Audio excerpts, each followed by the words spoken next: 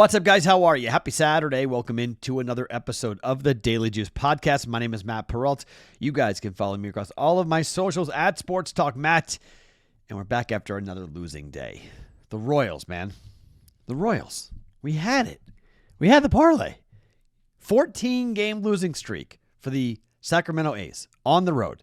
They had lost 14 straight. And they didn't lose last night. Thunder money line. Braves run line. Both cash. Royals lose 6-4 to the A's. We are now putting a line through the Royals for, until further notice, we are not betting on the Royals. The play of the day was Lou Dort over 13.5. He did not come near that, unfortunately. So he misses, but Matherin stays under. So we win that bet 1-2, down 1.1 units on the night. That means we are down about 3.6, 3.5 for the week. So that's not great. So we need a big Saturday and a big Sunday if we're going to have a winning week. Most likely it's not going to be a winning week, but we've had a couple winning weeks here in June. So for the most part, still a winning month. But let's see if we can close out the weekend, Saturday and Sunday. I have got a golf bet for round 3. I have 2 plays on game 5 of the Stanley Cup final tonight, and I have 1 Major League Baseball play to give you guys here today on the podcast. But before I give you those 4 plays, let me remind you about the offer going on right now with our friends at No Vig. This is legal in most states. It's a peer-to-peer platform. You compete against other users. Sometimes you get better lines, no commissions or hidden fees. It uses a coin deposit system, but they do use real money.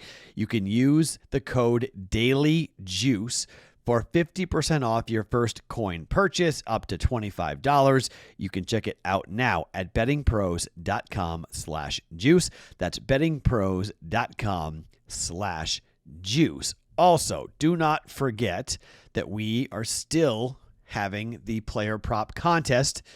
We're going to have 7 games. It would be surprising to see this thing end in 6, but it could end in 6. But we're getting at least 2 more games. So there is time to enter into the finals version of the player prop NBA playoff contest. And then the grand prize being the Allen Iverson jersey. The finals prize is the Giannis signed jersey. It's all free. You can play it on the Betting Pros app, or by going to bettingpros.com/playoffs. That's bettingpros.com/playoffs. All right, let's start talking golf here with round 3 of the U.S. Open. Okay, so the cut line, it got pretty high. It got to 7. The thought was it was going to be 8 over par. It wound up being 7 over par.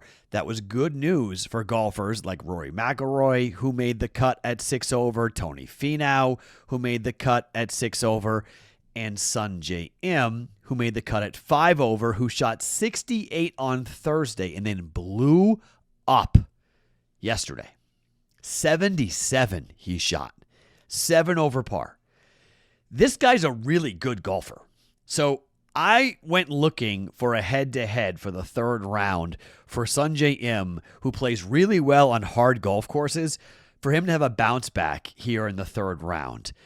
He was awful on the front. He shot 4 over on the front. He shot 3 over on the back. He had 2 birdies, 3 bogeys, and a double yesterday. No good. But in round 1, he shot a 68. He went out on the back. He shot a 32 on the back, 36 on the front, but a 32 on the back. Shot 2 under on Thursday. I think he bounces back. Now, I went hunting, and I found a head-to-head at Circa Sports, and hopefully you guys can go find this, but this is at Circa Sports. They're in Nevada. They're in Iowa. They're in Kentucky. They're in what other states that I'm blanking on that the Circa Sports is in? Iowa, Kentucky, Nevada. There's other ones that I'm forgetting, and I apologize. But Circa Sports. Oh, Illinois. They're in Illinois. Look for this, and hopefully other books will have it. But Ryan Fox has had, I don't know what he's had, to be quite honest. 72, 73. That's what he has shot. I think he shoots 73 or higher today. He made the cut at 5 over. But I think Sungjae Im's got around in the 60s in his bag for today. I think there's going to be scoring at the U.S. Open today. I think they want scoring.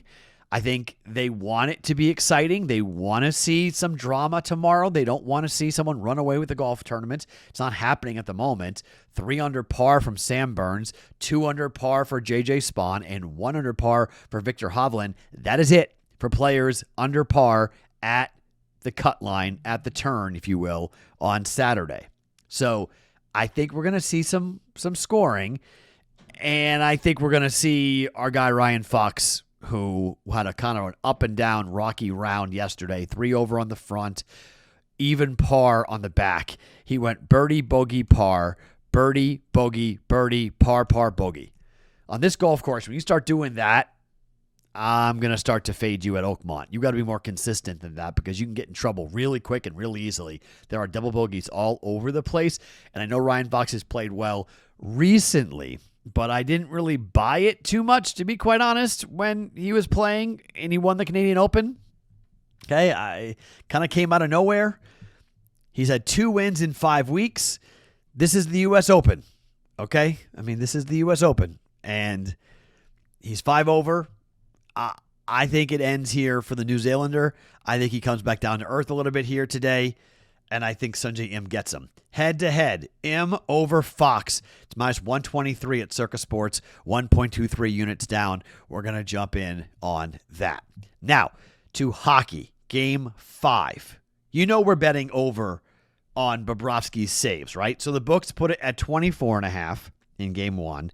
25.5 in Game 2, 26.5 in Game 3, and yes, 27.5 in Game 4. Okay, that's what it was. Now we're right back to 27.5.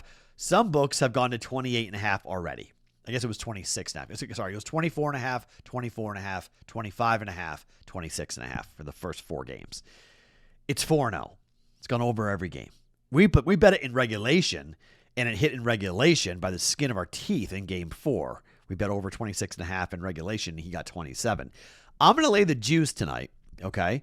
And I'm going to come in and say, all right, I will lay this. But if you want to go a bit less juicy, DraftKings does have this at 28.5. They've already gone to 28.5. I played minus 145. I've seen minus 150. The Oilers were the number 1 team in the NHL for shots on goal. The Panthers were number 3 in the regular season for shots on goal. I don't think either one of these teams really know how to play any other way. And frankly, Bobrovsky's 4-0, but if you look at the way the goalies have played for the Oilers, whether it be Skinner or Pickard, I mean, basically they're 3-1. So, I mean, even when Pickard came in relief and played the second, third periods in overtime, he wound up with 23 saves with a whole period missing. He wound up with 23 saves, played half of overtime, obviously, 10 minutes in overtime. So he still wound up with a ton of shots on net because the Panthers put a ton of pressure. And you don't think the Panthers are going to come out flying here in Game 5? I mean, it's 2-2. They blew a 3-0 lead. They became the first team in the history of the Cup final to go up 3-0 in the first period and lose. It was 0-37 before Game 4, and now it's 1-37. There was a time in which the Florida Panthers were 31-0 over 3 years with a 2-goal lead in the playoffs. They've blown 2 2-goal leads in this series against the Oilers. I expect an incredible effort tonight out of the Panthers. I expect a ton of shots on goal for both the Oilers and the Panthers. So I'm betting both. I think Calvin Pickard's going to have a good game today, and his number is only 25.5, all right, for saves. So, and that's only minus 110. So while everybody is looking at Bobrovsky, I think we can pivot for a second and we can look at Pickard and bet them both. Now, both goaltenders play really well. Game can go under. Both goaltenders can see a ton of shots. The game can go over. I think you're an idiot to bet an under in this series. It's 4-0 to the over. 3 of the 4 games have gone to overtime. I don't think that you were in any spot to have I don't want to sweat this out. Money line, total. I don't want to sweat this out. I think it's more fun to go to the prop market and just look at the saves. And I think Pickard's going to see a ton of shots from Florida. Over 25.5 saves for Calvin Pickard, and over 27.5 saves. It's juicy, minus 145, minus 150 for Sergei Bobrovsky.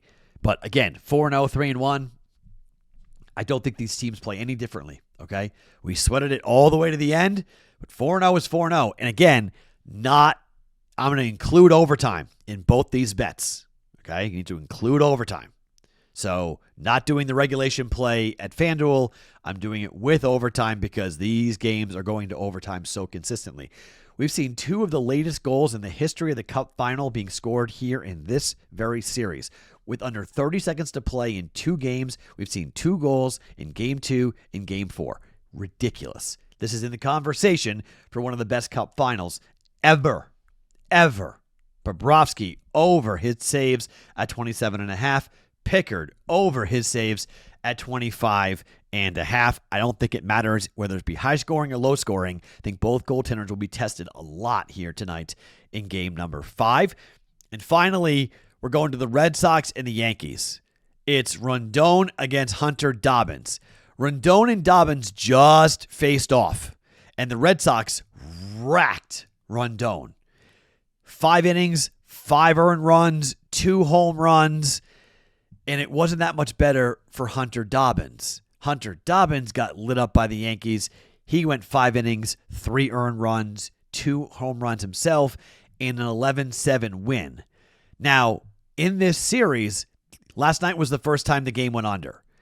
Game was at Yankee Stadium, but it was 9-6, 10-7, 11-7. Red Sox are up 3-1 after a 2-1 walk-off because Garrett Crochet was unbelievable and then gave up a top of the 9th game-tying home run to Aaron Judge, which I'm not sure that ball has landed yet. And then they walked it off in the 10th. So Red Sox are up 3-1. That was the game that went under. Have you been following? And they're going to talk about it a ton on the broadcast. Okay, it's the Fox game of the week.